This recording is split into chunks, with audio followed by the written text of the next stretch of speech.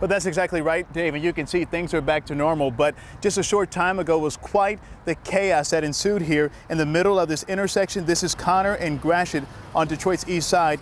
We counted about 50-plus demonstrators detained for defying an 8 p.m. citywide curfew. As you mentioned, we were alongside demonstrators at the beginning of this rally, which began downtown around 4 p.m. They took to the streets down to the city's east side. About half of that group turned around and headed back to police headquarters. That second group continued east. Around 9 p.m., police boxed them in and demonstrators were arrested. Numerous demonstrators were arrested. One protester says it didn't take this type of aggression. While I was laying on the ground, I seen people's faces getting smashed into the ground. Women, there was children in that crowd, and they got an opportunity to smell some tear gas. We don't have them weapons.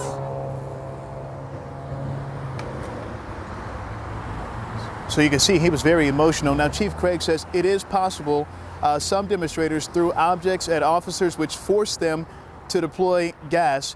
He is still investigating tonight. He says demonstrators were warned. He also told me he wanted to see this end peacefully, but they have to enforce the law. Take a listen. I would have preferred that this not happen. You know, clearly I would have liked to report it to you that it was a peaceful protest, there was compliance, but we have a curfew in effect. They can deploy what we call CS. It's a small canister. However, in these kind of situations, that would not have been directed. So we have an investigation into that. And we want to show you this moment tonight that we captured. The chief and numerous officers kneeled and yelled out George Floyd's name. They also chanted justice, a sign of solidarity, which we have not seen before here by this many officers. However, most of those demonstrators were detained and being taken away on a bus.